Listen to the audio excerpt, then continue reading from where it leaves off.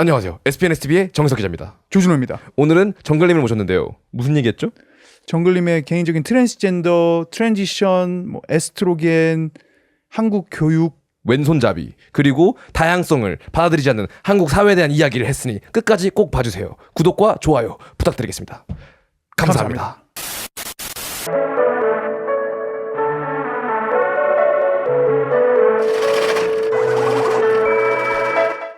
그럼 한국의 LGBTQ 신의 어떠한 프로그레스를 보신 게 있나요?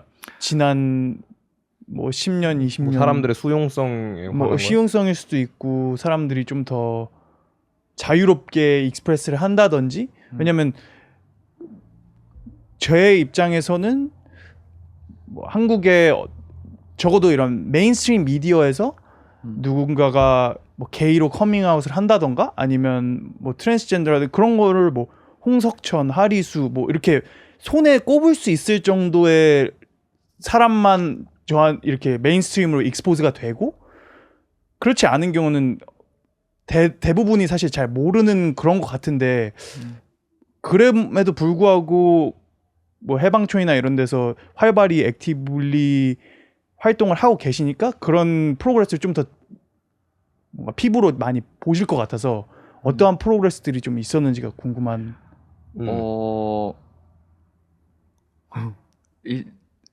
이런 부분에 있어서는 좀 얘기를 어떻게 하는 게 현명하게 얘기하는 건지 모르겠는데요. 저는 사실 한국 사회가 굉장히 고집이 센 것 같거든요.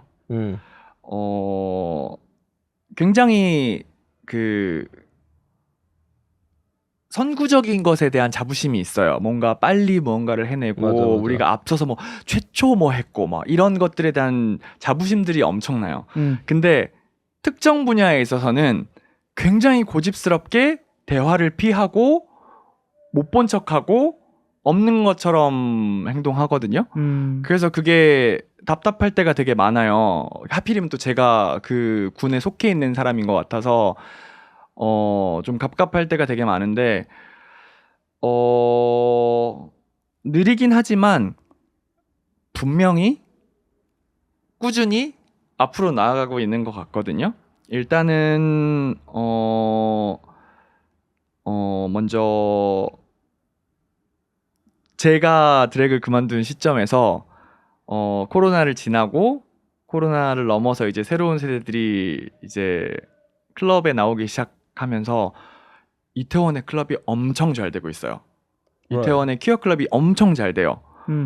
정말 줄이 엄청납니다. 줄이 엄청나고 안에 들어가서 발을 디딜 틈이 없을 만큼 정말 많은 사람들이 오는데 어디서 이렇게 많이 왔지 싶을 정도거든요. 그러니까 늘 거기에 있었을 거예요. 늘 그 전 세대들도 늘 거기에 그만큼 있었을 거예요. 근데 그전에는 나오는 것에 대한 부담감이 굉장히 컸어요.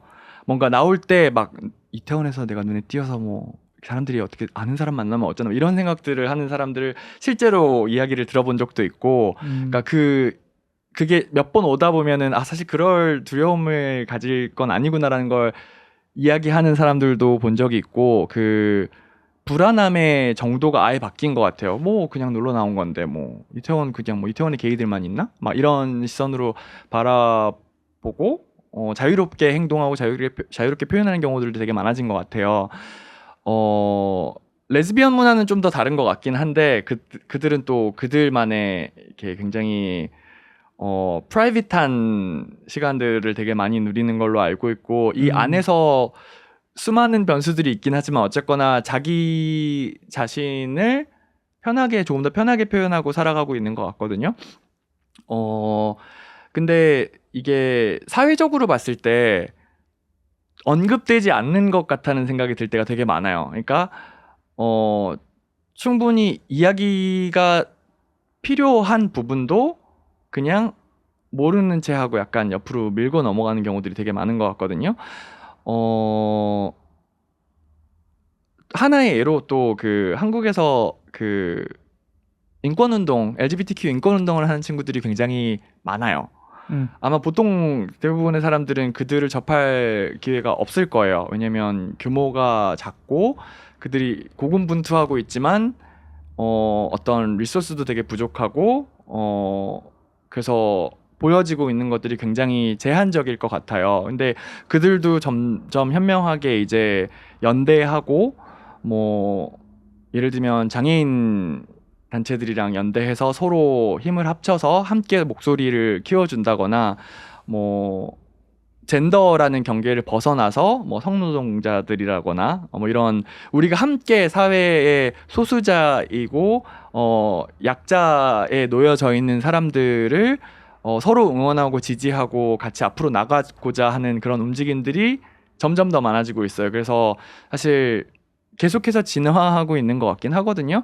근데 다만 사회적으로 이렇게 어떤 피규어가 없다는 것은 한편으로는 조금 아쉬운데 저는 개인적으로 크게 신경 쓰지 않기로 했어요.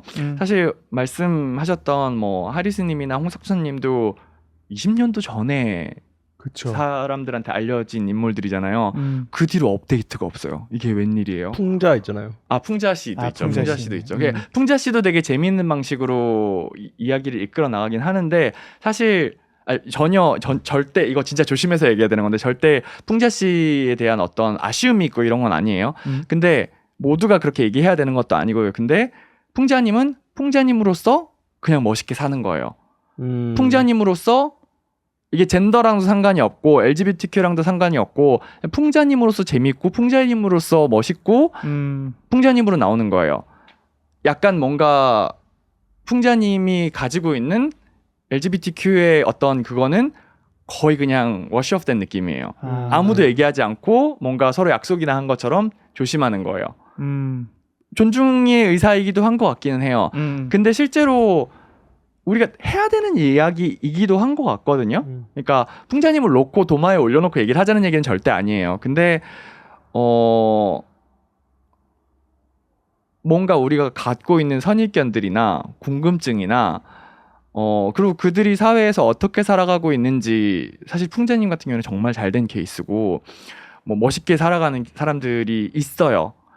직업군도 되게 다양해졌어요. 예전에는 제가 원래 트랜지션을 20살에 호르몬 치료를 하다가 집에서 걸려서 엄청난 폭력을 당하고 아이고. 병원을 다니다가 포기하고 살았어요. 포기하고 살다가 한 10년 이상 시간이 지나고 나서 많은 시간이 지나고 나서 다시 호르몬 치료를 시작을 했거든요. 그때 되게 두려웠던 게 첫 번째 호르몬 치료를 했을 때도 엄청 걱정됐었어요. 그러니까 내가 할 수 있는 일이 뭐지? 이 사회에서 내가 직업은 제대로 가질 수 있나? 뭐 예를 들어서 뭐 이렇게 술집에서 일을 한다거나 성노동자가 된다거나 이런 것들이 나한테 주어진 하나의 선택이라면 내가 과연 이 모든 것을 무릅쓰고 할 것인가라는 고민이 엄청 많았었어요. 두 번째 트랜지션을 나중에 하게 됐을 때도 그 고민이 엄청났거든요. 그리고 사회에서 고립되진 않을까, 내 친구들이 나를 외면하지 않을까 이런 걱정들이 엄청 많았었어요. 그래서 한 2, 3년 고민을 하다가 그냥 저질렀는데 이게 웬일이야. 막 엄청난 응원과 막 너무 신기하게 그냥 호르몬 치료 시작하고 나서 제가 그 전에 8년 동안 연애를 안 했었거든요. 근데 갑자기 누구를 만나서 연애를 시작했어요. 그리고 뭐 새로운 잡 오퍼튜니티가 저한테 주어져서 재미있게 할 수 있게 되고 뭔가 저 자체로도 이제 삶에 의욕이 생기고 동기가 생기니까 이것저것 막 하게 되고 물론 떨어져 나간 친구들도 있기는 하지만 그 자리에서 더 온건히 저를 응원해주고 지켜주는 친구들이 이렇게 보이기 시작하는 거예요. 그래서 저는 정말 운이 좋았던 케이스인 것 같거든요. 근데 제가 운이 좋았다는 게 그냥 운으로 얘기하고 싶지는 않은 거예요. 그래서 제가 지금 막 그 파티를 하나 하고 있는 게 있기도 해요. 그러니까 저도 사실 내향형 인간이라 밖에 나가서 사람들을 그렇게 만나거나 하지를 않아요. 뭐 이렇게 계기가 있을 때 정말 좋은 사람들을 만나게 돼서 다행이긴 한데 저만 해도 트랜스 친구들이 별로 없는 거예요. 친구들이. 트랜스 친구들이 없어요. 트랜스젠더들은 뭐 하고 살지? 트랜스젠더들은 어디 가서 뭐 하고 놀지? 뭐 입고 무슨 일을 하고 저도 아무것도 모르는 거예요. 저도 제가 당사자인데 그만큼 모일 곳도 없고 커뮤니티의 개념이 훨씬 더 이렇게 작은 거예요. 수억 자체가 적나요?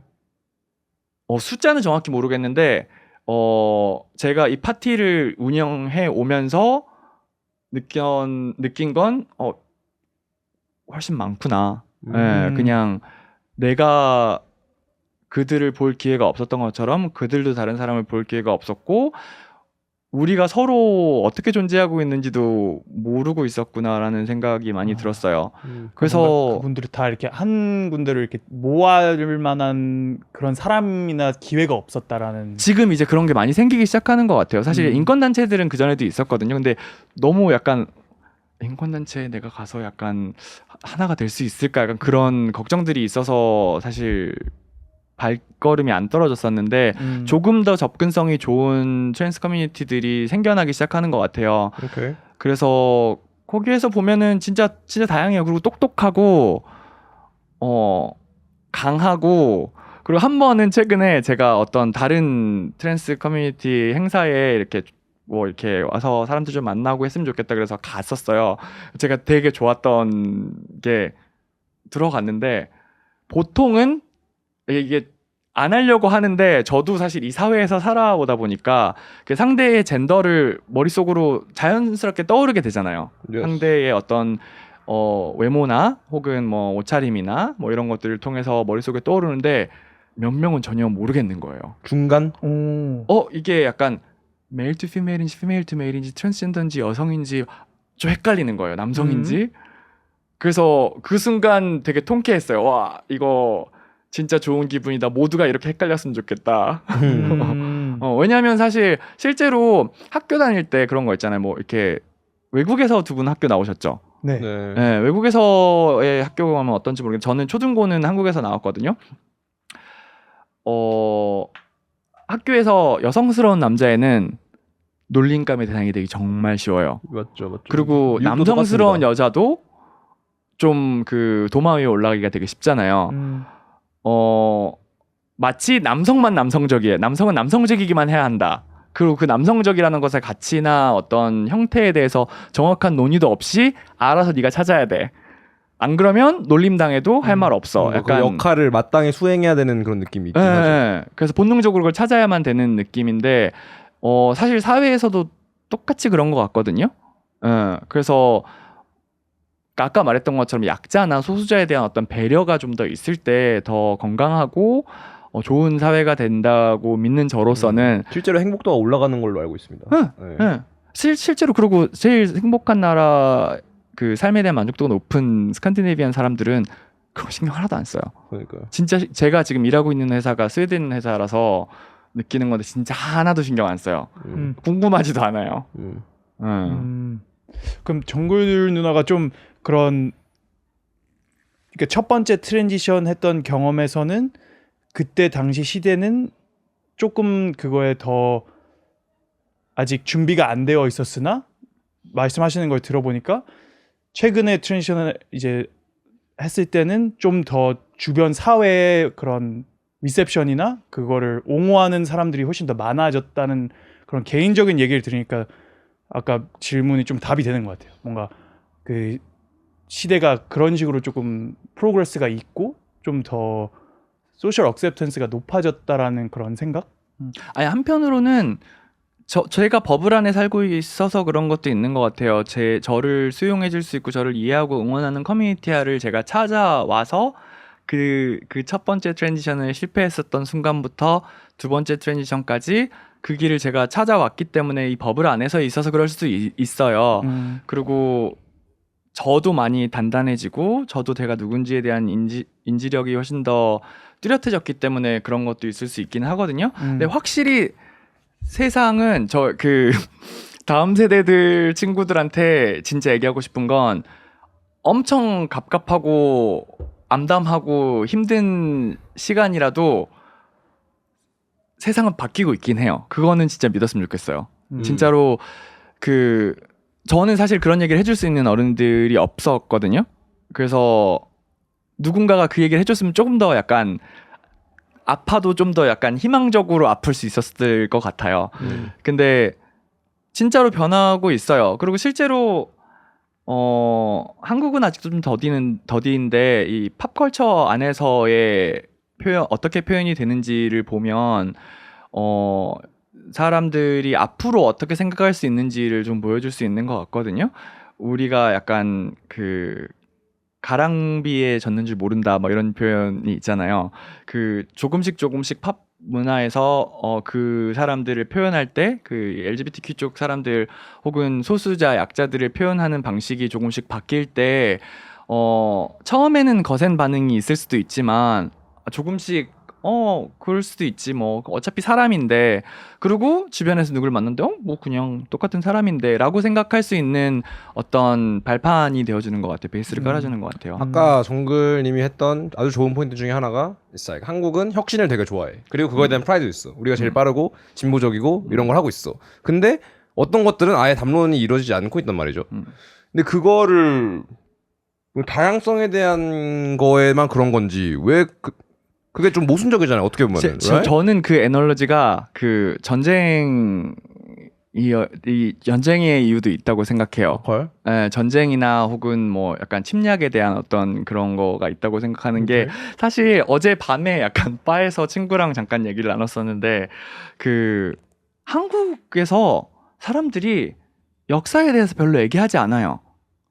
역사에 대해서 큰 관심이 없어요. 우리가 이야기하는 역사는 일제시대 우리가 침략을 당해서 괴로웠던 것들, 한국전쟁. 이순신. 네, 그러니까 모든 인물들은 다 전쟁이랑 연결된 인물이에요. 우리가 당했던 것이랑 연결된 인물들인 거예요. 한의 민족이어가지고 그러니까. 네, 그거는 계속 얘기를 하는데 그 전에 우리가 일구었던 성과라던가 그 전에 우리가 어떤 민족이었고 어떻게 살아왔고 막 이런 것에 대한 얘기는 그렇게 많이 얘기 안 하거든요. 네, 그래서 약간 그거랑도 좀 연결되어 있는 게 아닌가라는 생각을 조심스럽게 해봤어요. 그러니까 예를 들면 침략을 당했던 경험이나 그것을 반복적으로 이야기하면서 우리가 알 수 없는 미지의 것들이 여기에 왔을 때 우리가 무언가를 당할 수도 있겠구나라는 그래서 생기는 배척이나 스스로를 지키려는 마음에서 약간 그런 게 아닌가 이해를 저는 개인적으로 그런 얘기를 되게 많이 하거든요. 저는 이해받지 않는 거는 상관없어요. 저는 이해받으려고 애쓰지도 않아요. 관심도 없어요. 왜냐면 누군가를 이해한다는 것 자체가 어느 정도 가능한 일인지 모르겠거든요. 저도 그 사람 상대를 이해하려고 노력하지만 근데 진짜 이해해. 이 말 진짜 잘 못 믿거든요. 오해만 안 했으면 좋겠어요. 네, 오해만 안 했으면 좋겠는데 그 이해하지 못하는 것에 대한 어떤 그 알러지 반응이 있는 것 같거든요. 자기가 이해를 못하면 엄청 불편해하고 엄청 싫어하고 결국은 그 싫어하는 반응이 상대한테 가는 것 같아요. 이해를 못 받으면요? 아니면 자기가 이해를 못하면. 그러니까 이해를 못 받는 것까지도 가기 전에 어떤 집단적으로 보이는 현상 중에 하나가 그런 것 같아요. 그게 다양성의 결국에는 부재 때문에 그런 거 아닙니까? 그죠. 그러니까 자기가 모르는 존재가 왔을 때 그것을 이해하려고 하지 않고 그러면서 배척하게 되고 그럼 사실 그리고 배척이 LGBTQ에 대한 얘기를 제가 당사자이다 보니까 이야기를 많이 하지만 사실 우리나라 굉장히 인종차별 심한 나라거든요. 굉장히 심하죠. 네, 굉장히 심해요. 사실 우리가 생각했을 때 외국인이라고 할 때 처음 떠오르는 이미지는 백인들이에요. 그렇죠. 백인들을 제외한 모든 외국인들은 엄청난 차별을 많이 당해요. 심지어 백인들도 차별을 엄청 많이 당해요. 우리는 그 차별을 하면서 차별인지 모르고 있기 때문에 차별을 안 한다고 생각하는 거지 엄청 많이 해요. 그리고 장애인에 대한 어떤 편견들도 그렇고 다문화 가족에 대한 것도 그렇고 엄청 그게 심한데 굉장히 고집스럽게 그 부분에 대해서는 나를 지키기 위해서 나의 안전을 위해서 거부하는 것 같다는 생각이 들 때가 되게 많아요.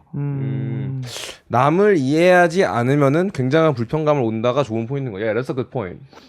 그러니까 뭔가 다름을 인정하기가 어렵겠네.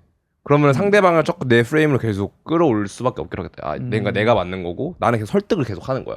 다르다는 거는 인정 안 돼. 그냥 이 사람이 틀린 거라니까. 그래서 나를 내 쪽으로 뭔가 계속 이렇게 오게 하는 그리고 그거를 뭔가 커뮤니케이션으로 생각하는 사람들이 좀 많은 것 같긴 하네요. 근데 지금 생각해 보니까 그것의 또 중심에는 저는 이 정상성이라는 아이디어 때문인 것 같아요. 무엇이 정상인가? 내가 정상이어야 된다라는 그 생각 때문에 그런 현상이 나는 것 같은 30대 게 초반에 수도권에 뭐 원룸 있어야 되고 이런 정상성. 그것도 포함해서요. 그러니까 나는 내가 정상이고 내가 이해하지 못하는 거, 내가 속하지 않는 것도 정상이 아니라고 믿는 거죠. 그러니까 정상이 아니면 아까 우리 처음에 얘기했던 것처럼 급이 낮은 거고 도태된 사람들이고 그러니까 내가 뭔가 이 사람한테 친절함이나 도움을 베풀 필요도 없는 거고 지가 맞아. 도태했으니까 지가 떨어져 나가는 거고 그러니까. 아예 관심이 없는 거죠. 이거의 뿌리는 뭐라고 생각하십니까, 조 대표님? 어떤 거 이제 해보니? 정상성을 조금 배척하는 이 문화의 뿌리가 어디서 오는 거라고 생각하십니까?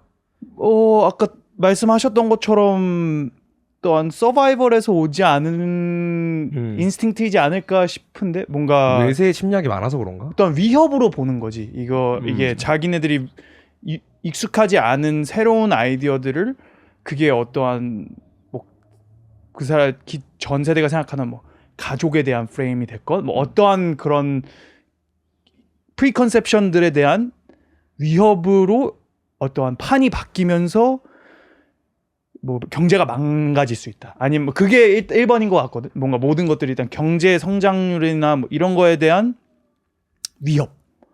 그럼 정상성에 대한 스탠다드는 누가 정하는 겁니까? 약간 교육에서 시작되지 않았을까요? 약간 어떤 학교에서 하는 교육? 집에서 하는 교육? 뭐 공교육, 사교육 다 포함해서 집에서 하는 교육도 포함해서 음. 교육에서 저는 출발한 것 같아요. 그러니까 어디가 시작이었는지는 정확히 모르겠는데 우리는 어느 순간에선가부터 똑같은 가치들에 대해서 찬양하고 살아왔던 것 같아요. 특히 한국 사회, 제가 외국까지는 모르겠어요. 한국 사회에서는 그렇게 해왔던 것 같아요. 뭔가 60년대 새마을 운동을 하면서 모든 사람들이 자기가 이 사회의 부속품으로 큰 성공, 더 나은 삶을 일구어내는데 희생하고 희생이란 단어도 되게 중요해요. 제가 희생이란 단어에 대해서 되게 생각 많이 어머니의 하는데 희생?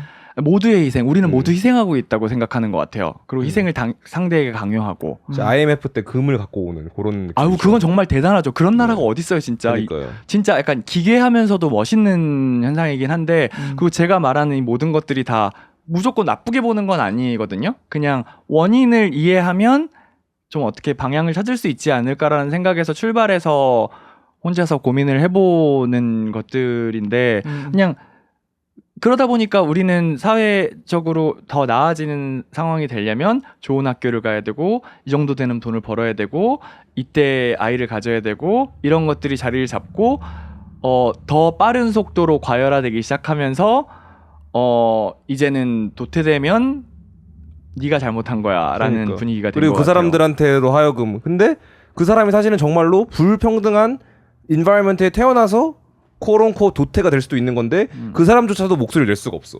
불평등하다고 외칠 수가 없어. 그러니까 나는 내가 그 정상성 범죄에 올라가지 못했으니까 난 도태된 거고 난 이걸 디설브 하는 거야. 뭔가 이런 사고까지 가니까 그분들은 또 얼마나 힘들겠어요. 그리고 이런 식으로 뭔가 20대 때는 이거 24살에 졸업하고 뭐 군대 갔다 와서 26살에 해가지고 취직하고 32살 때 결혼해가지고 SM5 사고 이런 것들이 제가 추석에 이런 걸 좀 느꼈거든요.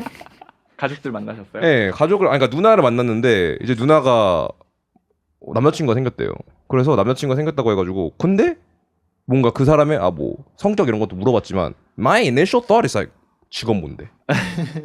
차 뭔데? 나도 이런 걸 물어보고 있는 거야. 그러니까 왜냐면 결국에는 뭔가 이게 저도 뭐 어쨌든 여기에 뭐 프로파간다가 됐나 보죠. 근데 그렇게 제가 물어보면서 내 삶도 다시 돌아보게 된 거예요. 왜냐면 나는 그냥 삶을 사실 향유하고 있었어. 그냥 내 하고 싶은 대로 살아. 오늘 눈 떠서 이런 거 해야지. SPNSB도 내가 하고 싶어서 하는 거고 음악도 내가 하고 싶은 거 하는 거고 정글라도 내가 부르고 싶어서 부른 거고 이렇게 살았단 말이야. 근데 이런 식으로 뭔가 프레임에 가둬보는 게 갑자기 나 족되는 거 아니야? 이렇게 생각이 되는 거지. 나 20대 후반인데 아직 뭐 이룬 것도 없고 돈 모은 것도 없고 한데 그렇게 되니까 근데 삶을 향유하기가 굉장히 어려워지더라고요. 이게 뭔가 삶을 뭔가 좀 즐긴다기보다는 살짝 단계? I don't know. It's like 게임이 그러니까 GTA가 아니고 메이플 스토리를 하는 느낌이라고 해야 되나? GTA는 사실 할 게 없어요. 그냥 이 차 나 타고 싶으면 뺐고 뭐 you know what I'm saying? 근데 메이플은 1차 전직, 2차 전직 스탯도 뭔가 맞춰가지고 찍어야 되고 이러니까 굉장히 조금 소모적이게 되는 것 같아. 근데 이게 조금 평균인 것 같은 느낌? 이렇게 조금 하는 게 그래서 조금 갑갑하긴 하겠구나라는 생각이 들었습니다. 이번 추석 때. 네. 근데 인생은 그렇게 쉽게 좆되지는 않는 것 같아요. 맞아요, 사실 맞아요, 우리가 맞아요. 두려움에 휩싸여서 많은 결정을 내리고 두려움에 조종되는 경우가 많은 것 같거든요. 특히 우리한테 조언을 주는 사람들도 그렇고 주변에 대화를 나누는 많은 사람들도 이 두려움에 대한 얘기를 엄청 많이 해요. 그리고 교육이 공포 위주의 교육이야. 응. 중학교 때 너 이거 공부 안 하면 고등학교 가서 좆된다. 너 도태된다. 너 우리 사회에서 이제 액셉트 되지 못하는 코런코 인간 대접을 받지 못하는 사람으로 된다라는 교육을 가져. 그럼 인간에 대한 존엄성까지 뺏어간다니까. 맞아요. 그러면서 자연스럽게 이제 타인을 평가하고 그니까. 점수가 거기에 못 찬 것 같으면 실격당하는 그런 시스템이 되는 것 같아요. 그러니까 저는 되게 재밌는 것 중에 하나가 그 K-팝이 진짜 전 세계적으로 난리잖아요. 제가 일하고 있는 인더스트리에서도 이제 K-팝이 정말 큰 임팩트를 주고 그래서 중요하게 생각하고 그래서 저도 약간 일정 부분은 공부를 해야 돼서 막 찾아보고 막 그러거든요. 그럼 같이 듣게 되고 막 이러는데 K-팝은 진짜 약간 완벽한 상품으로 나오잖아요. 완벽한 외모에 완벽한 동작에 완벽한 노래에 완전 그냥 컴플릿한 칼 같은 완성형의 형태를 그 사람들이 즐기고 소비하는 거잖아요. 근데 반대로 그 K 드라마나 K 필름 같은 경우에도 되게 많은 존경을 받고 있잖아요. 여기서는 엄청 어두운 얘기를 많이 다뤄요. Right. 대부분 잘 된 것들은 엄청 사회의 어두운 면들을 오징어 게임. 오징어 게임도 그렇고 다 생존에 대한 얘기, 뭔가 범죄, 복수 막 엄청 그런 얘기들이 많잖아요. 저는 맞네. 이거 두 개가 시사하는 바가 굉장히 크다고 생각하거든요. 이분법의 뭔가 달인인 건가요? 한국 사회가 보여주고 싶은 거는 K-팝이에요. 한국 사회는 이걸 너무너무 잘해요. 이걸 최상급으로 뽑아낼 줄 알아요. 근데 한국 사회에서 그와 동시에 일어나는 문제들도 엄청 많고 이 안에서 일어나는 고민들이나 문제들을 다른 방식으로 표출해내기 시작한 게 K-드라마나 K-필름이라고 생각해요. 컨텐츠가 확실히 자극적이긴 하겠네요. 외국인 입장으로 보면은. 그죠? 사회가 좀 그런가 보다. 매운맛 사회? 예. 아우 매운맛 정말 좋아하잖아요. 그러니까. 우리. 불닭볶음면까지 만들어야 되는 지경에까지 왔습니다. 그러면은 그 아까 오해, 뭐 이해 이런 얘기에서 트랜스젠더 커뮤니티에서 가장 많이 받는 오해는 뭐예요? 우리가 세상을 망치려고 한다? 사주를 받아서. 우리가 무슨 세상을 망쳐요. 트랜스젠더들이 무슨 세상을 망쳐요. 트랜스젠더들은 그냥 자기 모습으로 그냥 살고 싶은 거예요. 그러니까 예를 들면 제가 아까 제 프로나운이 she, her로 간다고 했잖아요. 뭐 이제 화장하고 뭐 꾸미고 나와가지고 막 이러면은 더 여성화된 여성의 인물로 보기도 해요. 근데 그냥 이렇게 하고 나오면 그냥 머리 긴 남자애로 알거든요. 상관없어요. 상관없고 그리고 그게 타인한테 어떤 해를 주는지 저도 잘 진짜 이해가 안 돼요. 그러니까 뭔가 만났는데 약간 자기가 원래는 남자로 태어났던 걸 숨긴다 이런 되게 후진 옛날 과거의 어떤 그 아이디어들을 아직도 공격하는 그 코멘트로 사용하는 거는 너무 구시대적인 것 같고 그냥 사실 그들 모습으로 자유롭게 사는 것이 사실 그게 무슨 사회에 큰 해를 주는지 잘 모르겠거든요. 그냥 타겟팅이 된 것 같아요. 그래서 우리가 세상을 망치려고 한다는 게 제일 큰 오해인 것 같고 그리고 뭐 예를 들면 지금 제가 일부러 오늘 이 컵을 가져왔는데 Trans people want to drink water. 그 트랜지션을 시작하면서 곤란함을 겪는 상황들이 일상에서 많아요. 근데 그 중에 하나가 화장실 가는 거거든요. 진짜 그러니까 별 문제 아닐 줄 알았는데 쉽지 않을 것 같은데 생각보다 이게 문제가 인식이 되니까 너무 곤란한 거예요. 이제 그래서 의식적으로 잘 안 마시게 돼요. 물을.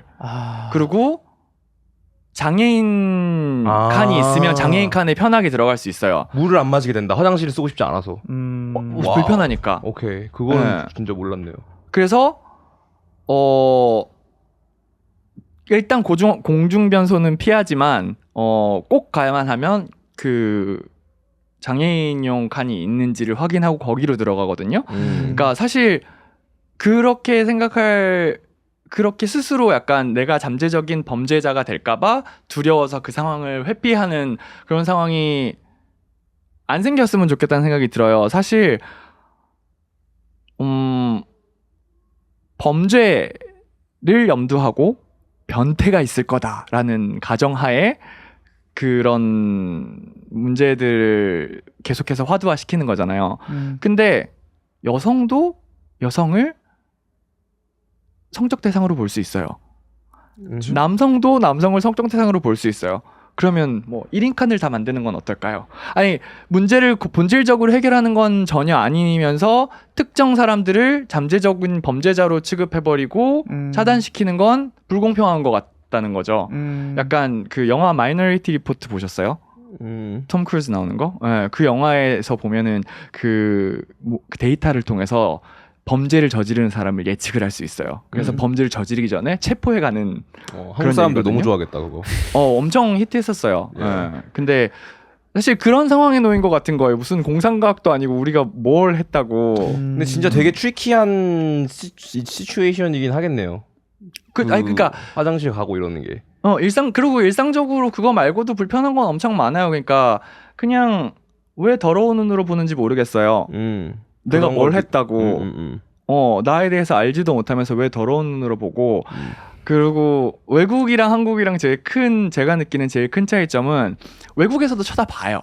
Right. 외국에서 쳐다보는데 쳐다보는 시선이 달라요. 일단 예를 들어서 일본을 예를 들면 일본은 워낙에 스타일을 표현하는 것도 되게 다양하잖아요. 그냥 분명히 봐요. 분명히 보는데 이러고 넘어가요. 유럽은 보다가 그냥 이렇게 관심도 별로 자연스럽게 없는? 그냥 넘어가. 어쨌든 시선이 갈 수는 있는 건데 우리도 다 보잖아요. Right. 볼 수는 있는 건데 그냥 큰 문제 삼지 않아요. 근데 한국은 이렇게 봐요. 계속 이렇게 봐요. 그래서 정말 한 번은 한 100m 전부터 쳐다보고 있는 거예요. 나이대가 있으신 분들이 그렇게 보나요? 아니면 젊은 분들도 그러나요? 젊은 친구들 좀 그렇긴 한데 나이대가 많으신 분들이 특히 많이 그래요. 근데 한 So 50대 rude. 초반에 어떤 분이 그 버거집에 앉아서 해방촌 길에서 걸어 내려가고 있는데 한 100m 전부터 너무 뻔하게 쳐다보는 게 느껴지는 거예요. 그래서 가까워질수록 저도 계속 쳐다봤어요.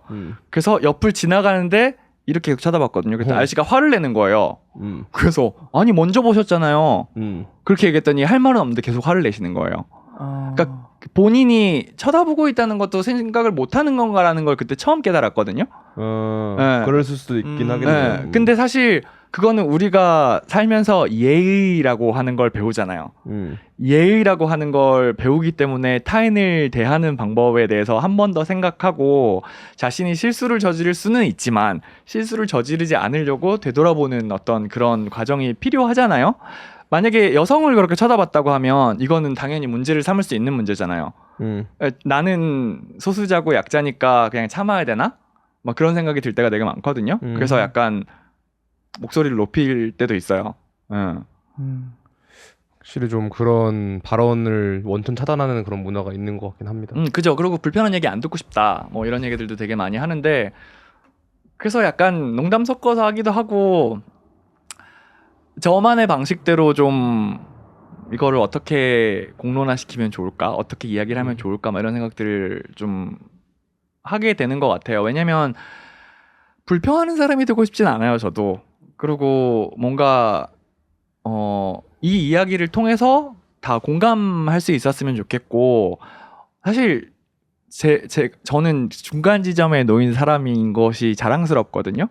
불편한 점도 되게 많은데 중간 지점에 있기 때문에 양쪽을 다 볼 수 있고 특히 뭐 호르몬 치료 때문에 내 몸에서 테스토스테론이 많이 돌다가 에스트로겐이 많이 도니까 변하는 것도 정말 많아요. 어떻게 달라요?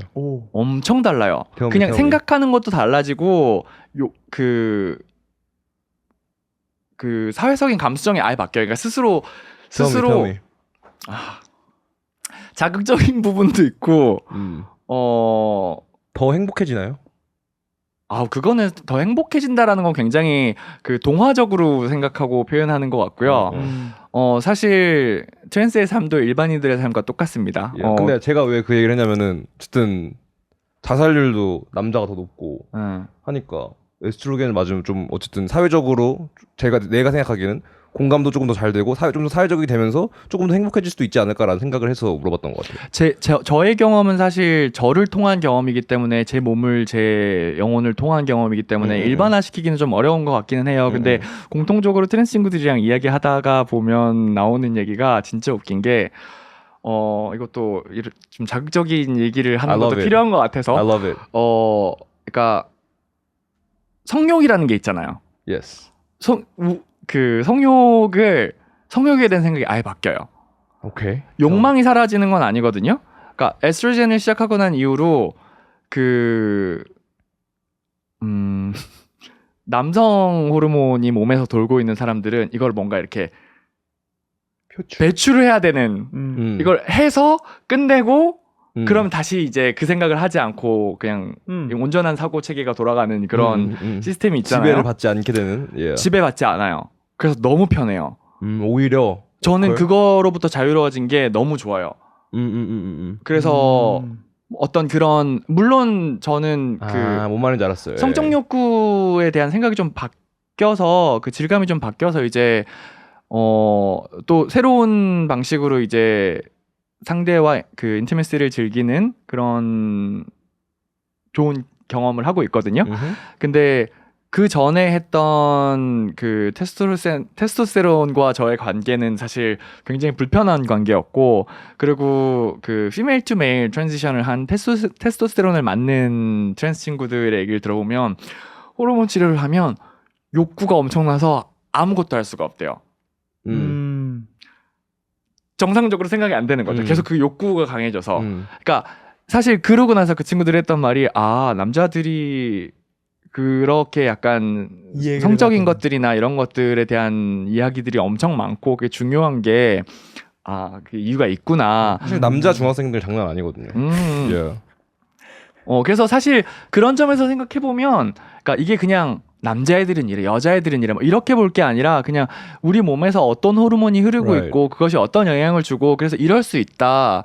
뭐 그것 때문에 뭔가 불편한 상황이 생기는 거는 조금 서로 사회적으로 함께 개선시켜 나가야 될 문제겠지만 그것 자체만으로 남자는 이래, 여자는 이래 이렇게 구분시키고 분열시키는 거는 아닌 것 같아요. 성욕이 줄어드나요? 에스트로겐을 맞으면? 아니면 이게 조금 다른 방식으로 발현이 되나요? 달라요. 그냥 How is it different? 여전히 저는 인티미시에 대한 거는 크거든요. 좀 감정적인 그런 감정적인 거 뭐 실제로 이렇게 커들링도 되게 좋아하고 right. 근데 이 노골적인 단어를 써도 됩니다. 사정하지 않아도 되니까 사정하는 것에 대한 개념이 아예 없어요 이제. 그러니까 와우. 섹스를 하는 것 자체가 그냥 뭔가 왜 남성 시선에서 볼 때는 이렇게 기승전결해서 사정을 하고 끝나잖아요. 미션을 뭔가 하는 느낌? 네, 그걸 향해서 달려가는 거잖아요. Yes. 그게 없어요. 스타트와 엔드 포인트가 없고. 그것은 무슨 느낌일까? 궁금하네. 해보실래요? 저도 생각해 보겠습니다. 근데 농담처럼 가끔 얘기하는 게 모두가 이런 경험을 했으면 좋겠다라고 생각하기는 해요. 그러니까 이게 그 컨시퀀스가 있으니까 몸에 주는 영향이 있으니까 뭐 당연히 그냥 쉽게 결정 내릴 문제는 아니고 이거는 사람의 인생을 바꾸는 문제이기는 하지만 예를 들어 가상 체험을 할 수 있다고 하면 그 가상 체험이 이 호르몬의 영향을 받는 것까지 포함할 수 있다면 모두가 이걸 해보면 조금 더 감수성 있게 타인을 이해할 수 있지 않을까라는 생각이 들어요. 실제로 내가 피지컬리 느낄 수가 있으니까. 진짜 많이 달라요. 그리고 그 타인의 몸을 어떻게 바라보는지도 정말 다른 게, 예를 들어서 제가 가슴이 생기기 시작하니까 제가 브라를 차야 되나 말아야 되나 이 고민을 하게 되는 거예요. 저의 결론은 내가 차고 싶을 때 차겠다인 거예요.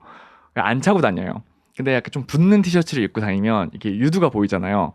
그럼 진짜로 아저씨들은 얼굴을 한번 보고 유두를 한번 보고 얼굴을 한번 봐요. 너무 싫겠다. 헷갈리는 거예요. 뭐 헷갈리는 걸 수도 있고 뭘 수도 있는데, 아니 왜 이걸 훑어서 위아래로 여러 번 보지 싶은 거예요. 좀 불쾌해요. 불쾌한데요, 진짜. 불쾌하고 어떤 상황에서 웃겨요. 너무 어이가 없어서.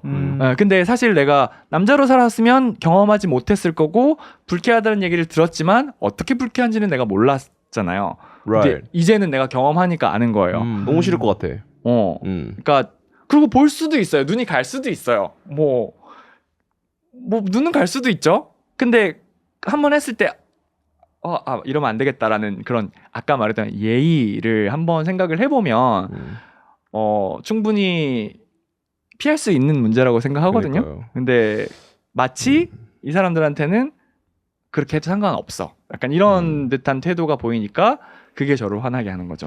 혹시 이걸 듣는 분 중에 아저씨 그런 행동을 하는 아저씨 분들이 있다면 좀 자제를 좀 자제를 해주시길 바랍니다. 근데 뭐 안 들을 것 같긴 하지만 예. 자제를 좀 네. 그 일의 욕구 이런 거는 달라져요? 일회였고요. 예. 그냥 제가 뭐 주워 들은 얘기는 뭔가 그런 걸 여성으로 맡기 시작하면서 일에 대한 욕구가 좀 줄어들고 이런 스토리를 들은 적이 있거든요. 그건 아닌 것 같아요. 그건 아닌 것 같아요. 그거는 어떤 그냥 개인마다 일을 차이, 그냥 하기 싫었나 봐. 그분이. 개인마다 차이가 있을 수 있겠지만 뭐 지금 머릿속에 생각이 드는 건 그 케이스라고 장담할 수는 없지만 그분이 생각하고 있는 여성으로서의 사회에서의 삶의 역할이나 삶의 어떤 가치나 이런 것들이 그쪽 약간 도메스티케이티드 된 것 같은 게 아닐까라는 생각이 들거든요. 오케이. 사실 사실 반대쪽 프레임으로 들어가게 되는 그런 상황인가요? 일의 욕구는 사실 그냥 그 사람의 성향인 것 같아요. 그 사람의 성향인 것 같고 다만 트랜스젠더들은 일단 일의 직업의 기회가 많이 박탈되어 있어요. Right. 외적으로 차이가 보이고 그래서 패싱이라는 단어를 쓰거든요. 패싱이 되는 사람들은 뭐 대충 말 안 하고 뭐 혹은 그냥 조용히 합의를 보고 일을 할 수 있지만 패싱되지 않는 사람들은 사실 걸림돌이 엄청 많죠. Right. 아예 자신을 증명해 볼 기회도 없는 사람들이 많잖아요. 그래서 사실 그 부분이 사실 트랜스젠더 사회적인 문제에서 제일 중요한 것 같거든요. 그러니까 화장실 문제 이런 건 그냥 물론 불편하지만 그 죽고 살고의 문제는 아닌 것 같아요. 근데 직업의 기회가 없다는 건 죽고 살고의 문제랑 연결이 된다고 생각해요. 맞아. 벗어날 수 없는 가난함을 이겨내면서 자신이 누구인지를 증명해내야 하는 혹독한 상황인 것 같거든요. 저 같은 경우에는 굉장히 신나게 일을 하고 있어요. Right. 그러니까 저는 사실 내가 뭘 할 수 있지라는 질문을 평생 하고 살아왔거든요. 잘 모르겠어요. 제가 뭔가 직업 교육을 제대로 받은 것도 아니고 학교도 한 학기 다니고 그냥 그만뒀었고 대학도 한 학기 다니고 그만뒀었고 그냥 살다가 어떻게 뭔가를 했는데 되네? 뭐 이러고 그냥 그렇게 해왔는데 지금 좀 더 다르게 진취적으로 이 다음에 뭐 하고 싶다 이런 생각들을 하고 살아가거든요. 전반적으로 좀 영향은 그래도 없는 일의 욕구에 대해서는 그 전보다 훨씬 더 저는 오히려 정력적이라고 오케이. 생각합니다. Right. 오히려. 네. 그리고 누군가의 시선에서 약간 눈치 보고 숨지 않아도 된다라는 나를 숨기지 않아도 된다라는 생각 자체가 나한테 큰 자유를 줘서 해방을. 네. 그래서 저는 지금 하고 싶은 것도 엄청 많고요. I love it. 계속해서 뭔가 조금 더 하고 있어요. 그러면 제가 성욕 말고 I'm so curious. 왜냐면 이 두 가지를 경험할 수 있는 사람이 많지 않잖아요. 나는 어쨌든 남성의 몸에 어쨌든 프레임이 돼 있잖아요. 나는 이런 호르몬적 영향을 받는 거에 프레임이 돼 있기 때문에 I'll never know 내가 그렇게 트랜지션을 하지 않은 이상. 그래서 이거 두 가지를 겪어본 사람한테 이런 얘기를 듣는 게 사실 굉장히 레어하거든요. Yeah. 편하게 물어보세요. 사실 저는 이 사회에서 질문해도 되나? 질문하면 안 될 것 같아라는 속박이 너무 많아서 사실 해야 될 얘기도 못 하고 넘어가는 게 많거든요. 맞아요. 그래서 사실 뭐 모두한테 이런 걸 다 던질 수는 없겠지만 저한테는 편하게 말씀하셔도 돼요. 오케이. 그러면은 여성성이라는 게 뭐라고 생각하시나요? 진짜 제일 어렵고 사실 그 질문에 대한 답변을 찾기 위해서 매일매일 살아가고 있는 것 같거든요. That's a good question. 네. 저는 절대 여성성이 연약함이나 Right. 수동적이라거나 뭐 이런 거로 절대 생각하지 않아요. 저는 살면서 멋있는 여성들 사이에서 자라났거든요. 그러니까 제가 우러러보고 존경하던 분들 중에서 여성분들이 좀 더 많았어요. 그래서 굉장히 강하고 굉장히 현명하고 심지어 한국 사회에서 여성으로 살아오신 분들이어서 가정도 보살피면서 일도 보살피고 막 이런 분들을 많이 봤어요. 그래서 진짜로 여성이 얼마나 강한지에 대해서는 잘 보고 자라왔거든요.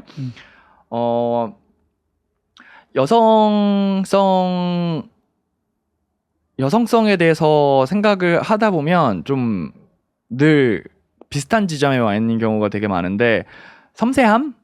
음. 어떤 상황에 있어서 보이지 않는 것들도 고려를 하고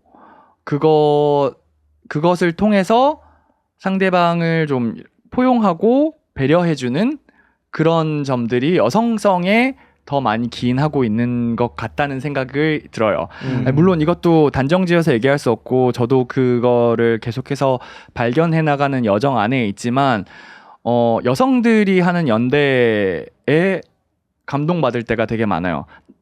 달리 말해서 이거 다 꼭 짚고 넘어가고 싶은 게 남성은 연대하지 않는다가 아니에요. 남성이 연대하는 방식과 여성이 연대하는 방식은 다른 것 같아요.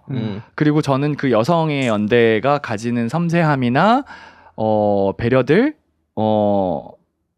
에 더 공감을 많이 하고 더 많이 응원하기 때문에 그냥 그렇게 이야기하는 거거든요. 이런 주제가 주어지면 뭔가 하나를 깎아내리는 것처럼 이야기하거나 깎아내리는 것처럼 듣는 사람들이 있어요. 맞아. 네, 근데 사실 한쪽이 이렇다고 해서 다른 쪽은 그렇지 않다라고 얘기하는 건 그렇죠. 아니거든요. 이 부분이 더 두각돼 보인다라는 것일 뿐이에요. 그리고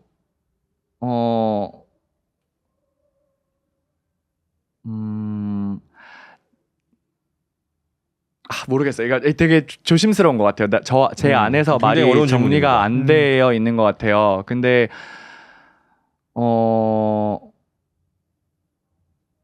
우리가 흔히 얘기하는 모성 이런 얘기를 여성만의 가치인 것처럼 얘기를 많이 하잖아요.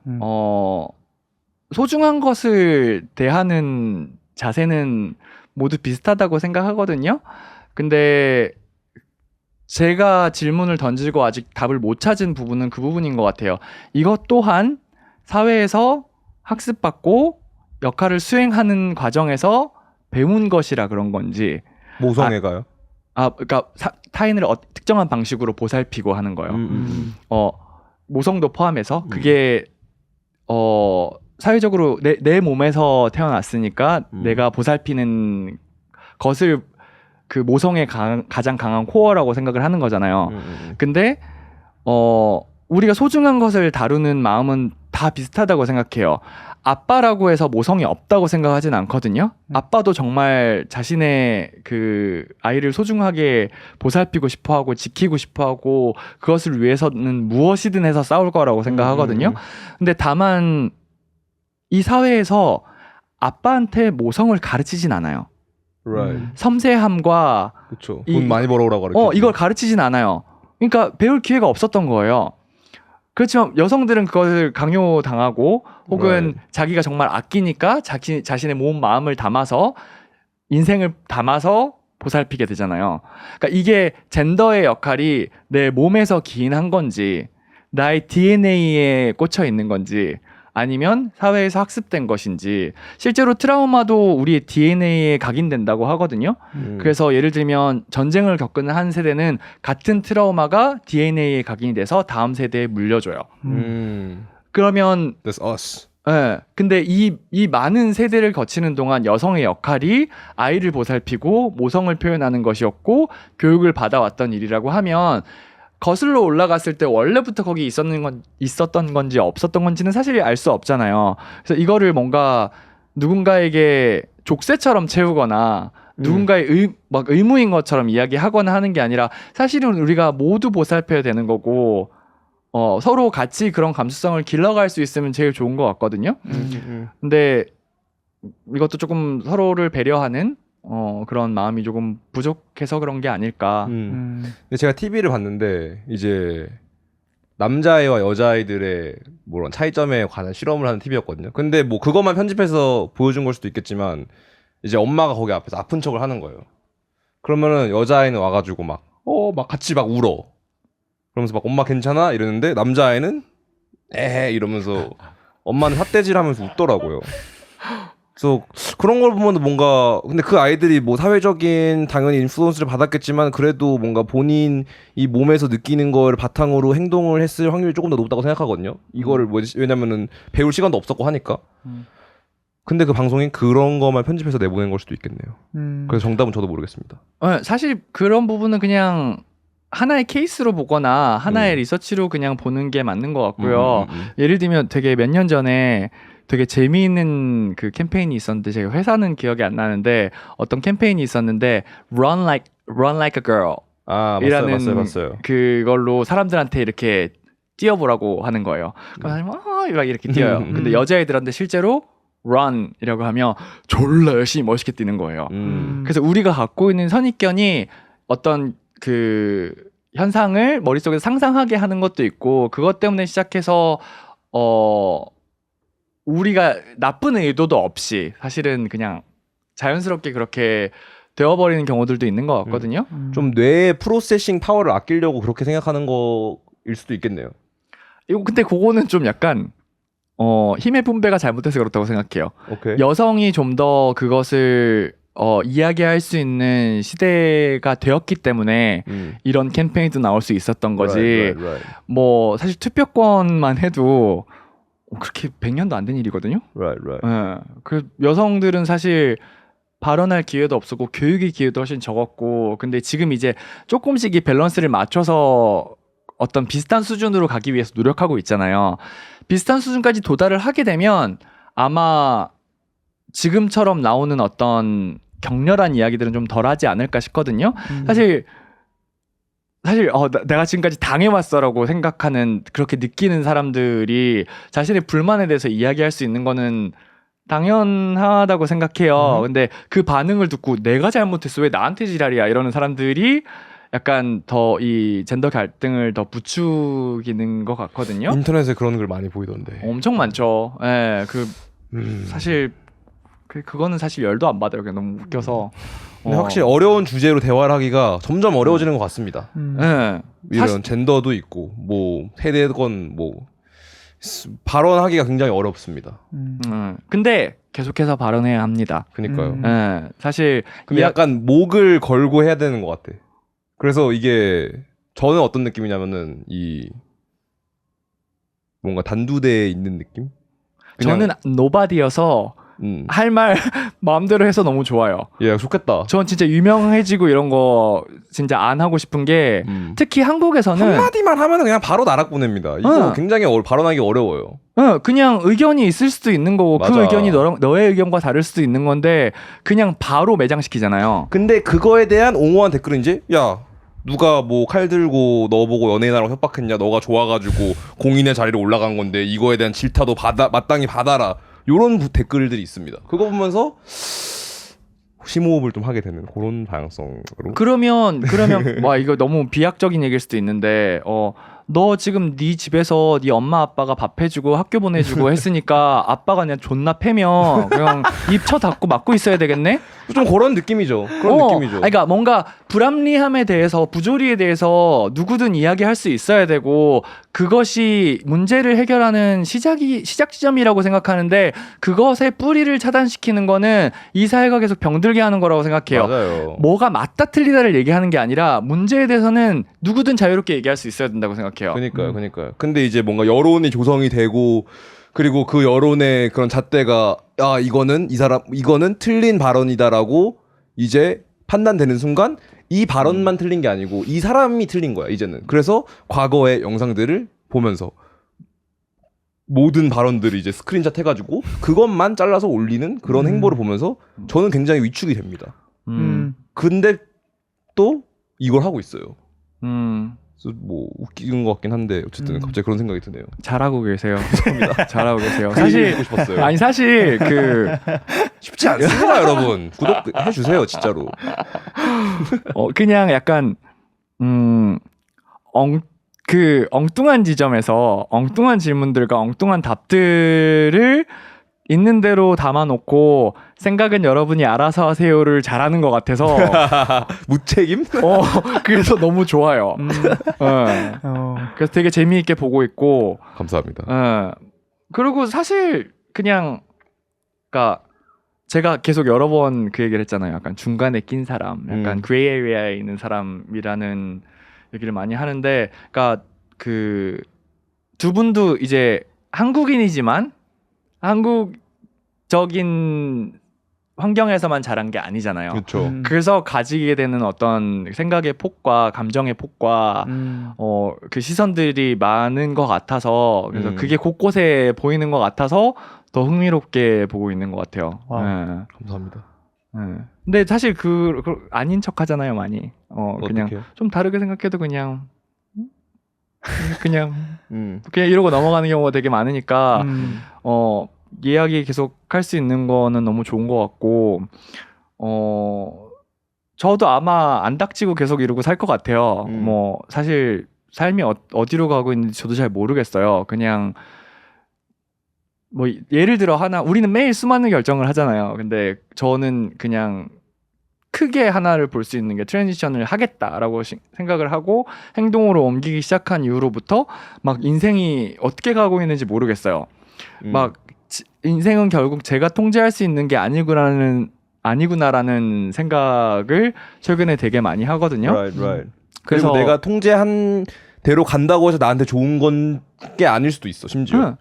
그리고 일정 부분은 무슨 일이 일어나면 수긍하고 받아들이는 게 받아들이는 법을 배워야 인생을 제대로 살 수 있게 되는 것 같거든요. 우리가 막을 수 없는 일들도 너무 많고 우리가 계획한다고 계획대로 되지 않는 일들도 너무 많잖아요. 거기에 얽매여서 살면 인생이 존나 꼬여요. 너무 힘들어져요. 그래서 수긍하고 약간 물이 되는 물이 되는 흐름을 타는 그 삶을 살아야 되는 것 같아요. 맞아요. 저도 그러려고 노력 중입니다. 근데 쉽지 않네요. 또 내 안에 내가 나한테 프레임을 주고 이게 좋은 거다, 이게 안 좋은 거다라고 생각하고 이런 게 있으니까 그걸 또 있는 그대로 느끼기가 쉽지 않은 것 같습니다. 근데 그 과정을 거쳐야 원하는 곳에 닿는 게 아닐까요? 그래서 잘 하고 계시는 거라고 생각해요. 그러니까 문제는 질문을 멈추는 사람이 문제인 것 같아요. 이 질문을 계속 하고 있는 사람은 잘 하고 있는 거예요. Right. 어쨌든 한 발자국씩은 가고 있는 거니까 어느 방향으로든. 그리고 이 길이 잘못되면 다시 틀면 돼요. 실수는 인정하면 돼요. 실수는 누구나 하는 거고 실수를 얼마나 안 했는지 경쟁을 하기 위해서 사는 건 아니거든요. 실수를 많이 해봐. 실수는 배움에 있어서 필수적이라고 생각해요. 존나 실수 많이 했기 때문에 저는 지금 제가 제 모습이 됐다고 생각하고 앞으로도 실수를 저지를 각오를 하고 있고 저지르면 사과할 각오도 하고 있습니다. 왜냐면 우리가 다 그런 거니까요. 내가 맞아요. 완벽한 형태로 태어난 것도 아니고. Nobody's God. 그러면은 또 질문 하나 그 뭔가 희대 학회에서도 굉장히 큰 질문인 것 같은데 뭐 nature vs nurture에서 말씀하신 것처럼 그러니까 호르몬인 좀 더 피지컬한 그런 네이처 쪽에 좀 더 있는 것 같고 하지만 또 사회적으로 기대되는 어떠한 젠더롤 이런 것들이 이렇게 두 가지가 이렇게 항상 대립을 하는 것 같은데 그런 피지컬한 웨엄에서도 변화를 경험을 하셨고 또 소셜 이런 것도 많이 경험을 하셨으니까 뭐 이분별적으로 어떤 게 더 크다 이렇게 나누고 싶진 않지만 네이처와 널처 중에 어떤 것이 조금 더 중요하다고 느끼시는지. 저는 당연히 nurture 네이처랑 바꿀 수가 없잖아. 바꿀 수 없는 것이기도 하고 사실 우리는 우리한테 주어진 것들을 안고 살아가잖아요. 근데 여기서부터는 우리가 해나가는 거거든요. Right, it's given. 사실 주어진 것만 생각하고 살아가면 옛날에는 가능했었을지 모르겠어요. 아주 옛날에 수렵 시절에 이럴 때는 근데 사실 수렵 시절에도 내가 무언가를 해야지 살아남을 수 있는 거잖아요. 그렇죠. 그리고 그 무엇을 함으로써 그들의 삶의 어떤 형태가 자리를 잡게 되고 그것이 그들을 디파인하는 어떤 무언가가 되는데 지금은 훨씬 더 많은 선택들을 하고 엄청나게 빠른 시간 안에 많은 교육들을 받고 살아오고 있잖아요. 그래서 지금의 우리는 사실 주어진 것보다 우리가 만들어가는 것이 훨씬 큰 것 같거든요. 그리고 심지어 저 같은 사람들은 그야말로 주어진 것에 대해서 저항하는 삶을 선택한 거잖아요. 매일매일 나한테 일어나는 일들, 매일매일 내가 만나는 사람들, 내가 나누는 대화들, 내가 느끼는 감정들이 내일의 나를 만든다고 믿어요. 그래서 저는 definitely nurture. 그러니까 좀 더 네이처라기보다 어떻게 보면 좀 더 말씀하신 트랜지션 얘기를 들으면서 호르몬적인 거가 되게 영향이 크다라는 생각이 들어서 그런 호르몬적인 거는 조금 더 주어진 것이 아닐까라는 생각이 들어가지고 그 질문이 생각났던 그러니까 본성으로 예를 들면 내가 태어날 때부터 트랜스인가 아니면 내가 트랜스로 nurture 된 것인가 라는 질문.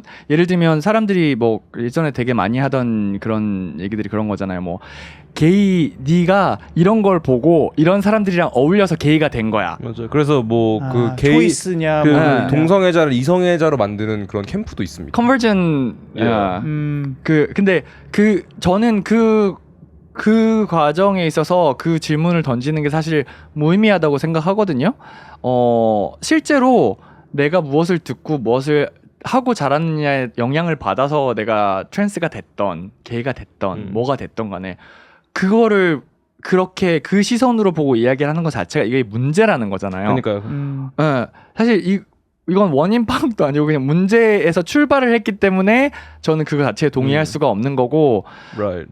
그냥 누구든 뭐 원래 장애를 갖고 태어났든 살아가는 과정에 장애가 생겼든 우리는 그들을 보호하고 함께 포용하며 살아가는 사회가 되어야 된다라는 거죠.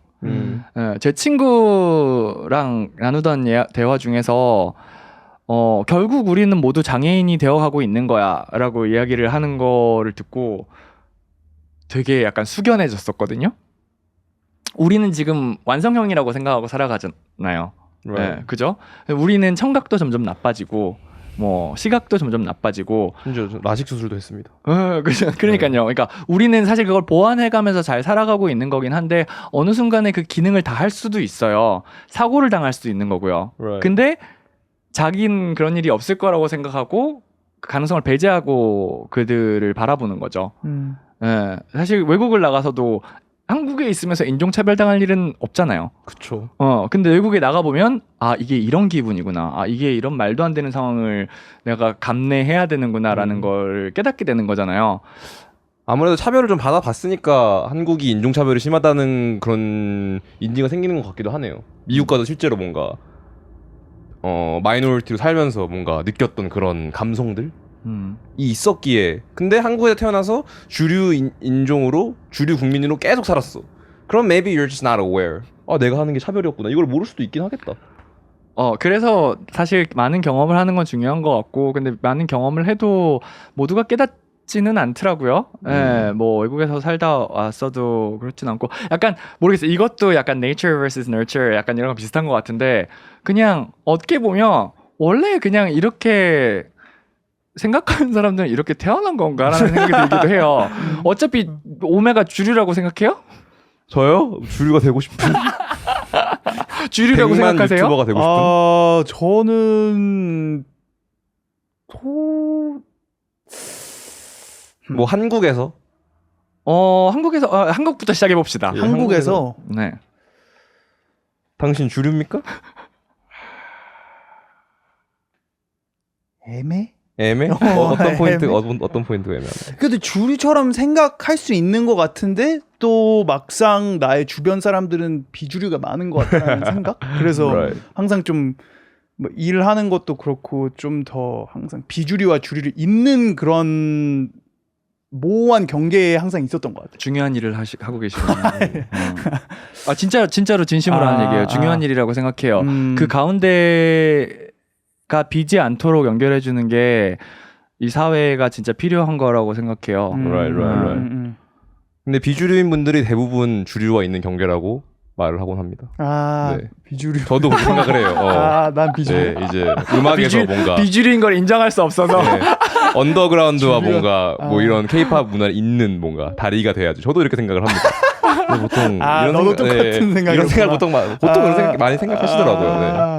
이것도 맞는 것 같기도 하고. 근데 진짜 보는 시선에 따라 다른 것 같아요. 그냥 그리고 주류적인 마인드 뭐 혹은 주류적인 컨텐츠 비주류적인 컨텐츠나 마인드 이거는 진짜 다른 것 같거든요. 예를 들면 그때 그 체리 나왔을 때 체리랑 나누는 대화에서 외계인이라고 통칭해서 이렇게 던져버린다고 했잖아요. 아마 빌보드 1위 하고 국위선양에서 한국에 돌아와도 아마 외계인이라고 볼 거예요. 오케이. 그거는 안 변할 것 같아요. 그래서 비주류적인 마인드가 주류가 되는 날은 오긴 올 수도 있겠구나. 비주류적인 마인드가 주류가 되지 않는 이상은 아무리 유명해지고 아무리 성공한다고 해서 주류가 되지는 않는 것 같아요. 포기해. 받아들이세요. 그런 거 같네요. 그리고 나는 거기에 약간 일종의 그 디그니티가 있어요. Yeah. 그냥 저는 진짜로 어릴 때부터 이 생각을 너무 많이 해서 이거에 대한 거는 좀 정립이 된 것 같은데 오케이. 사람은 다 다르거든요. 우리 다 달라요. 다 날 때부터 다르고 생각하는 거 다르고 느끼는 거 다르고 사람은 다 사람이지만 그 섬세한 다 다른 지점이 갖고 있기 때문에 우리는 독립적인 인격체로 살아가고 있는 거라고 생각하거든요. Yes. 근데 이 사회에서 규격화시키는 과정을 굉장히 많이 하다 보니까 규격화되지 못하면 결점이 되는 것 같아서 뭔가 규격화된 사람으로 살아가는 것 같거든요. 여기 이런 사회에서 내가 규격화되지 않았거나 혹은 거부하거나 내가 나인 채로 살아가겠다라고 다짐하고 그에 따른 선택들과 작업들을 해나가는 사람들은 영웅들이라고 생각합니다. 화이팅입니다. 대한민국의 우리 영웅들. 영웅들 화이팅. SKS TV 구독자 여러분들입니다. 화이팅입니다. 8,000여 명의 영웅들이 지금. 맞는 말인 것 같네요. Yeah. 아니 그리고 이런 사람들이 그 옛날에 패닉 노래 알아요? 왼손잡이? 패닉이라는 밴드는 아세요? 들어본 것 같은데. 네, 패닉이라는 밴드가 있어요. 그 이적님이랑 하셨던 그 김진표님이랑 이적님이 하셨던 밴드인데 그 노래 그분들 노래 중에서 왼손잡이라는 노래가 있어요. 저 양손잡이거든요. 왼손잡이라는 노래 들어보시면 아시겠지만 그냥 왼손잡이라는 이유로 세상이 너 때문에 세상이 망해 약간 이런 얘기를 듣고 자란 사람들에 대한 노래예요. 옛날에는 왼손 쓰면 맞았어요. 제가 양손잡이가 된 이유가 학교에서 3년 동안 초등학교 1학년 때 3년 동안 왼손으로 계속 썼는데 왼손으로 쓰면 맞아서 글씨만 오른손으로 써요. 그래서 양손잡이예요. 저도 실제로 왼손잡이였는데 할머니가 저를 오른손으로 컨버전 시켰습니다. 네. 그래서 저는 이제 왼손잡이를 쓰는 능력을 잃었어요. 네. 하면 또 돼요. 하면 또 되나? 하면 되기는 해요. 근데 그 수고를 굳이 왜 해야 되나 약간 그런 거죠. 비주류가 확실하시네요. 저요? 그런 것 같기도 하네요. 저는 오른손잡이여가지고 네, 잘 유치원 모르겠는데. 선생님들 저를 좀 안 좋아했습니다. 네. 저는 제가 초등학교 들어가기 전에 그 동네에 있는 어떤 여자애랑 되게 친했어요. 근데 그 애 엄마가 저랑 놀지 말라 그랬거든요. 제 면전에 대고 너 얘랑 놀지 마. 별 이유도 얘기를 안 해줬어요. 무슨 이유인지 저도 모르겠어요. 근데 초등학교 2학년 때 저희 담임 선생님이 된 거예요. 엄청 괴롭힘 당했어요. 선생님한테. 왜? 그 부모님이 걔 엄마가 선생님이었고 선생님이었어. 저의 초등학교 2학년 때 선생님이 된 거예요. 야, 그런 교육자들이 활개를 친다는 점은 굉장한 유감입니다. 이거.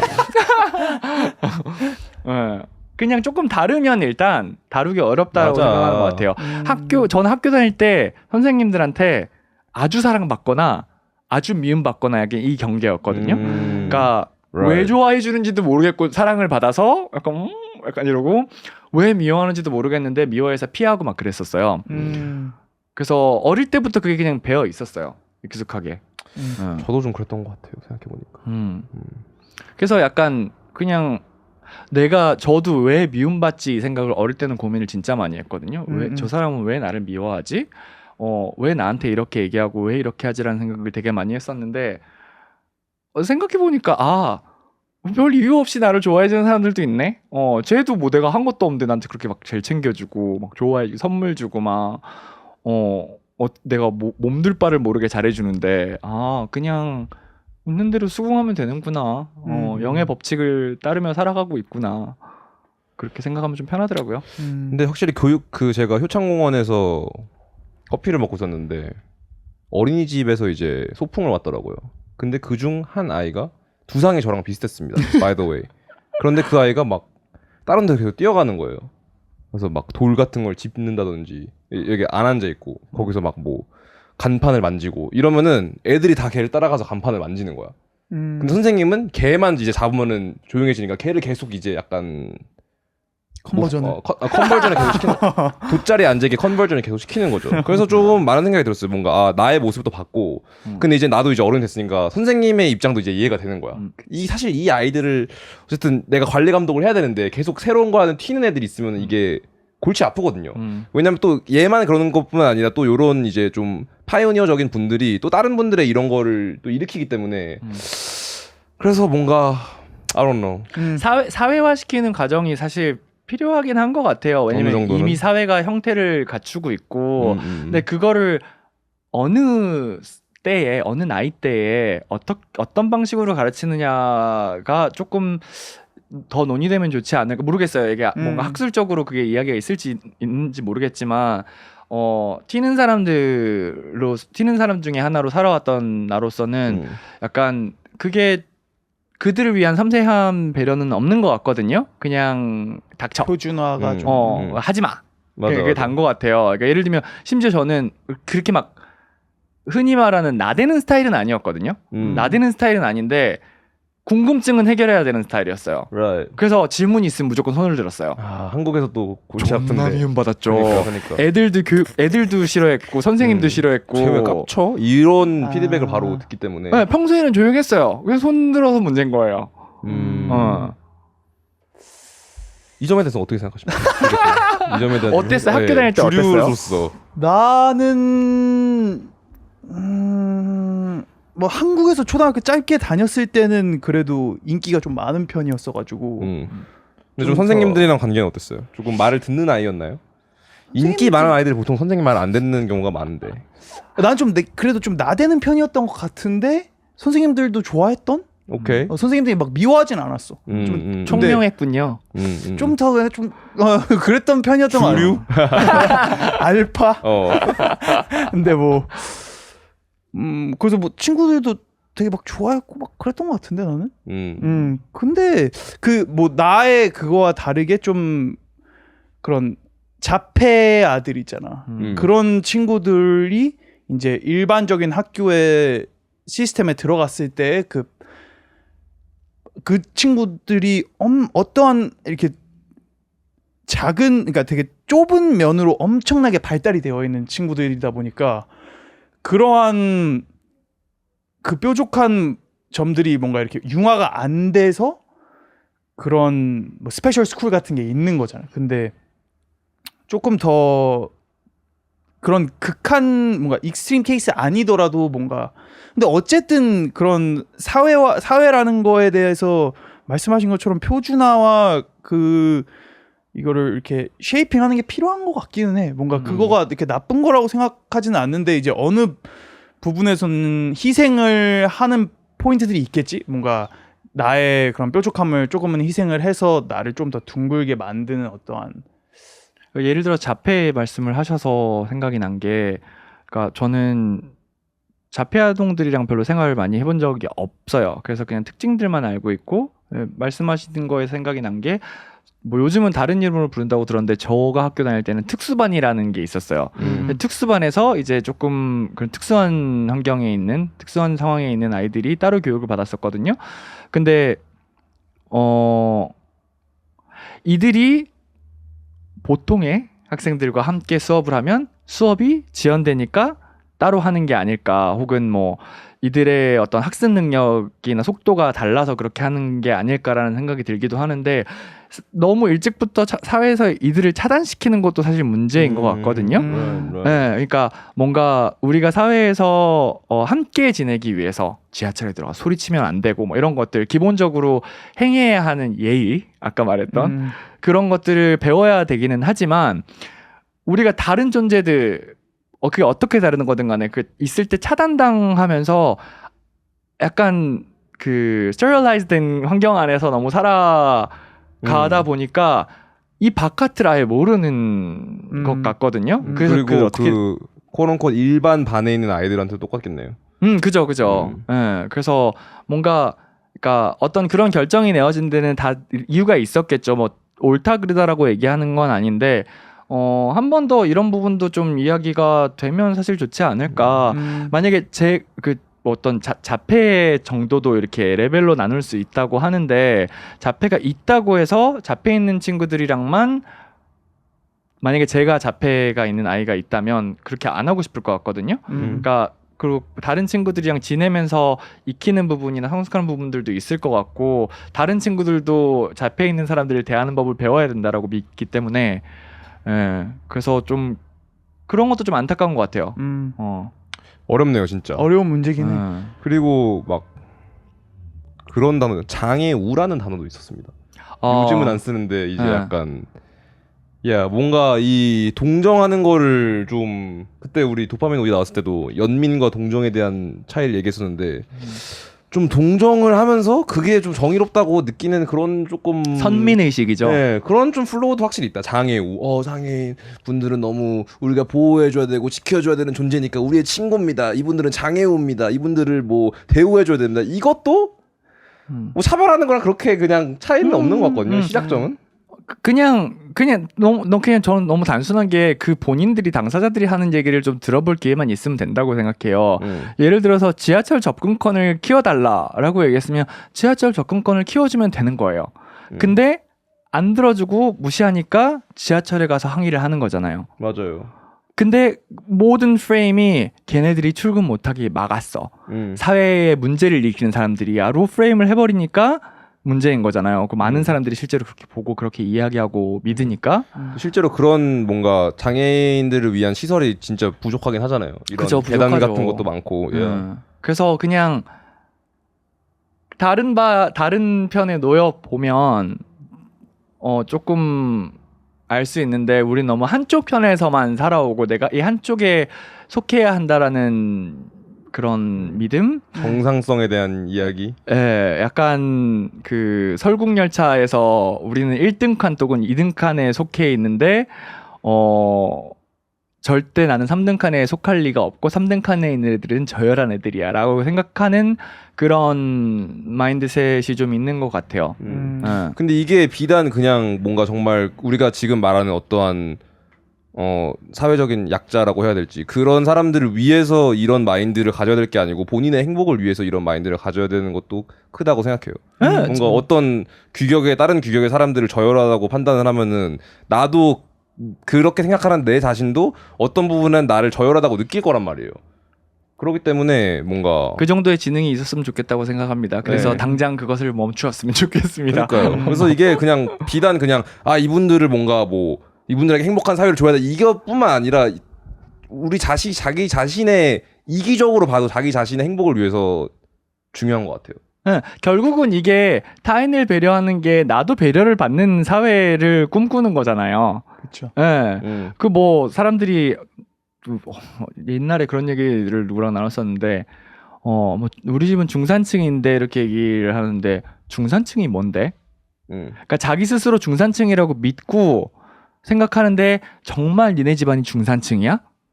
중산층이라고 믿기 때문에 위와 아래를 구분하고 그걸 바라보는 시선이 생긴 건 아닐까라는 생각이 들었었거든요. 이름을 먼저 짓는 게 먼저다. 네, 그리고 뭐 중산층이라는 것도 뭔가 이런 지표가 있는 건 아니잖아요. 뭐 부모님이 뭐 요만한 아파트에 살고 요만한 벌이가 있으니까 중산층이다라고 얘기를 했거나 그래서 그렇게 믿거나 하는 게 아닐까 하는 생각이 들거든요.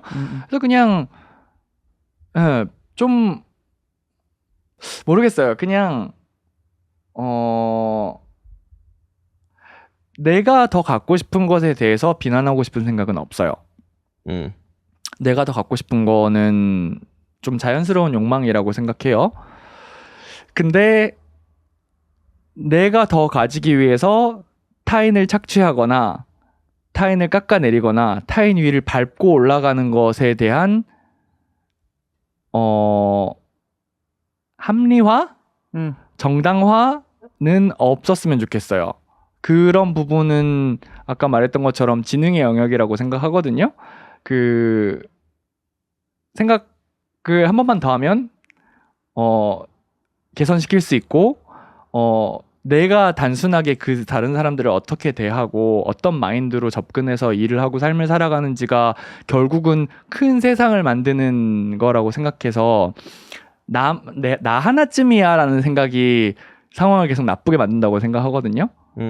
나 하나부터가 조금씩 다른 변화를 일궈낸다고 믿어요. 맞아요. 그리고 남한테 하는 행동이 본인이 본인 자신한테 하는 대화와 같습니다. 그렇기 때문에 네, 저부터 일단 잘하도록 하겠습니다. 그럼 여기 이 친구가 이 패닉 왼손잡이 가사 띄워준 것 같은데 이거 한번 읽고 마무리할까요? 뭔가 좀 시적일 것 같은데 뭔가 한번 본 적이 없어가지고 네. 한번 읽어주실 수 있나요? 네, 안 보여 지금.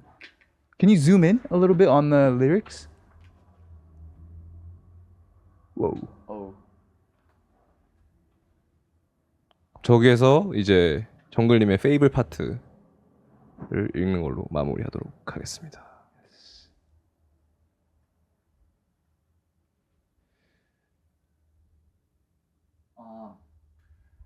하지만 때론 세상이 뒤집어진다고 나 같은 아이 한둘이 어지럽힌다고 모두 다 똑같은 손을 들어야 한다고 그런 눈으로 욕하지 마. 난 아무것도 망치지 않아. 난 왼손잡이야. Beautiful. 좋은 노래였네요. 노래 좋아요. 휴. 마무리하도록 하겠습니다. 예. 폭풍처럼 대화를 마구 쏟아내서 네. 유의미한 얘기들이 많이 있었는지 모르겠지만 되게 즐거웠습니다. 네, 저도 즐거웠습니다. 네. 네, 오늘 괜찮았던 것 같아요. 재밌었던 것 같아요. 예. 나와주셔서 감사합니다. 감사합니다. 초대해 주셔서 감사합니다. Yes. 구독과 좋아요 부탁드리겠습니다. 감사합니다. Peace. SPNS